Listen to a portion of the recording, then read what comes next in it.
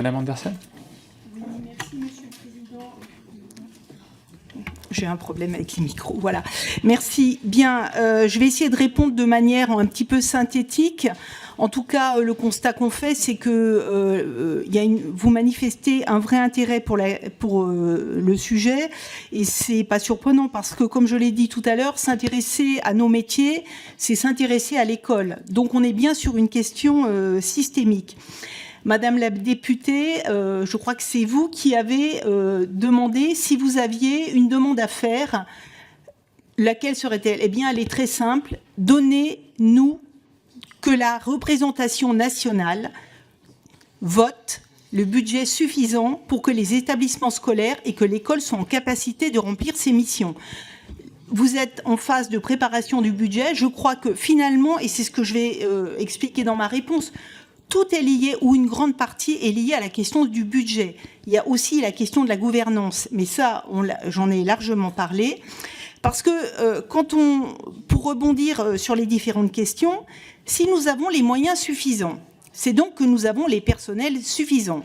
Et donc, si les équipes de direction sont complètes, c'est-à-dire que le chef d'établissement a un ou des adjoints évidemment dimensionnés à la taille et à la complexité de l'établissement, s'il a le personnel administratif suffisant, s'il a les infirmiers, infirmières, assistants sociaux, les AED en nombre suffisant, la charge administrative, la lourdeur administrative va nécessairement être moins importante.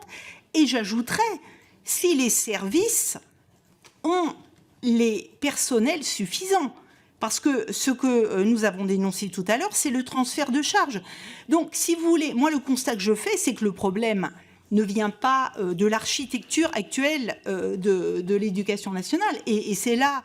Permettez-moi que certains d'entre vous font fausse route par rapport à nos positions à nous, c'est-à-dire que ça ne fonctionne insuffisamment, on ne va pas dire que ça ne fonctionne pas, parce que nous faisons en sorte que ça fonctionne, hein, nous et d'autres.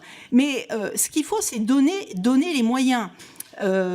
Et qu'est-ce qui se passe actuellement dans les établissements ? Monsieur le député, vous nous demandiez ce qui fonctionnait. Ce qui fonctionne, malheureusement, c'est parce que nous colmatons les brèches. Voilà, c'est ça le problème. Nous colmatons les brèches. Quelqu'un a employé, un collègue, l'image du bateau qui nous plaît bien. J'aime beaucoup parler avec des images. Je ne l'ai pas fait aujourd'hui, c'est pour changer un petit peu. Mais le bateau coule. Le bateau coule et les chefs d'établissement et les chefs d'établissement adjoints sont là pour colmater les brèches. Mais avec un coup sur leur santé. On n'a pas le temps aujourd'hui d'aller au fin fond, mais moi, vraiment, je vous remercie d'être aussi nombreux dans cette table ronde. Et Monsieur le Président, si je peux me permettre, au nom d'Indépendance et Direction, je suggère que nous ayons d'autres temps pour travailler sur ces questions-là, parce que vous voyez, il faut que chacun ait le temps de parler. Je crois que c'est... Voilà, mais j'irai au bout de mon propos, mais je suis bien consciente que nos collègues de l'enseignement privé ont aussi le droit à la parole. Mais je crois que on est vraiment sur une question systémique. Donc les moyens. Les moyens, nous ne demandons pas simplement plus. Nous demandons aussi, il y a des économies à faire, mesdames, messieurs les députés. Et je vais vous parler pour répondre à je crois que ça a été évoqué par vous, monsieur le député, mais également aussi de ce côté-là, la question des évaluations d'établissement. Alors, bien, s'il y a quelque chose sur lequel on peut faire des économies, c'est là-dessus. Et j'en parle très tranquillement, c'est un sujet que nous portons, Indépendance et Direction, que nous avons porté auprès des sénateurs. Nous en avons rencontré un certain nombre. Ça ne sert strictement... on ne va pas dire que ça ne sert à rien. Je ne vais pas être excessive. L'efficacité, la plus-value n'est pas démontrée. Ça coûte extrêmement cher en temps, mais ça coûte aussi en argent, mesdames, messieurs les députés. Pourquoi ? Le coût est caché. Parce que toutes ces heures, vous savez, nous, on sait faire un budget. Hein, un budget, vous prenez le coût horaire, vous multipliez. Je vous invite à vous pencher sur le calcul. C'est ce que nous cessons de demander. C'est que le calcul soit fait de combien ça coûte.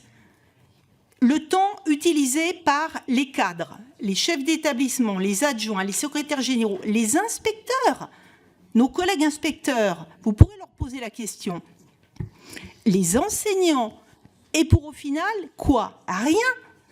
Cela a été mis en place, rappelons-le, le comité d'évaluation de l'école, mis en place par la loi 2019, loi de l'école de la confiance, qui visait à améliorer les performances du système scolaire. Mais c'est pas comme ça. C'est pas comme ça qu'on va avancer. Donc là, nous proposons une marge d'économie en temps et d'économie budgétaire. Si certains d'entre vous souhaitent nous entendre dans un autre temps sur ces questions-là, nous pourrons le développer. La question du budget, mesdames, messieurs les députés, le remplacement, mais c'est le budget. Et les remplacements de longue durée, parce que la réalité du terrain, c'est qu'il n'y a plus d'argent, on a du mal à... Les autorités académiques le disent, il y a une problématique de vivier, mais pourquoi? C'est la question des salaires.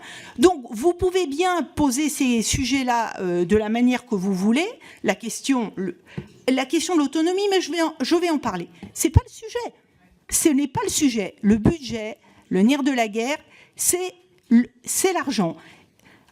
Je suis étonnée que personne ne nous ait interpellés sur le plan canicule, mais je vais me permettre d'en dire un mot. Parce que là, on est dans l'actualité. Mais là, on a un bel exemple de transfert de la responsabilité du ministre sur les chefs d'établissement.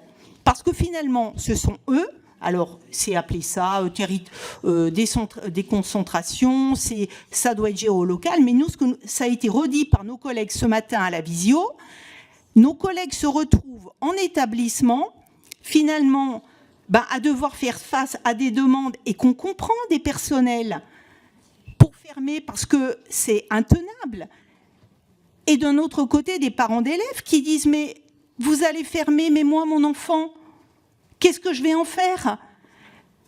Et le vrai sujet, c'est pourquoi tout cela n'a pas été anticipé et pourquoi les budgets n'ont pas été prévus pour équiper les établissements. Parce que ce n'est pas moi qui vais taper, excusez-moi, de cette familiarité sur les collectivités locales, parce que les dotations des collectivités, elles viennent bien de l'État. Voilà, parenthèse terminée. Bien, maintenant, quelques mots sur l'autonomie. Vous avez été plusieurs à nous citer l'exemple d'autres pays qui réussissent mieux. Bien, je trouve que pour des raisons X ou Y, je ne vais pas rentrer dedans, j'ai une bonne expérience à l'international. Il ne faudrait pas juste prendre un point et dire, voilà, ce pays réussit mieux parce que les établissements de l'autonomie. Non, je vais vous renvoyer vers un excellent ouvrage qui est sorti il y a maintenant une 10 ou une quinzaine d'années et qui s'appelle « Les sociétés et leur école ». Parce que tout est lié. L'école, elle est dans un système. Et je vous dis bien qu'on est sur des questions systémiques. Alors, sur la question de l'autonomie, nous l'évacuons puisque ce que je viens de vous expliquer, c'est qu'en fait, donnons les moyens à l'école de fonctionner dans l'organisation actuelle. Parce que vous pourrez mettre de l'autonomie, mais si nous n'avons pas les moyens, si nous n'avons pas plus de personnel, qu'est-ce que ça changera globalement ? Voilà. Ensuite, sur la question de l'autonomie, et c'est un petit peu ce que ma collègue à ma gauche a évoqué, il faudrait se mettre d'accord sur la question du vocabulaire. Tout le monde en parle de l'autonomie. Mais nous, les personnels de direction, ce que nous voulons, c'est de l'autonomie de cadre. Nous sommes des cadres éducatifs. Chacun sait ce qu'est un cadre. Un cadre, il utilise son imagination, on va dire, sa connaissance, sa réflexion, etc., pour trouver les meilleurs moyens de fonctionnement. C'est ça que nous revendiquons. Mais nous n'en avons plus.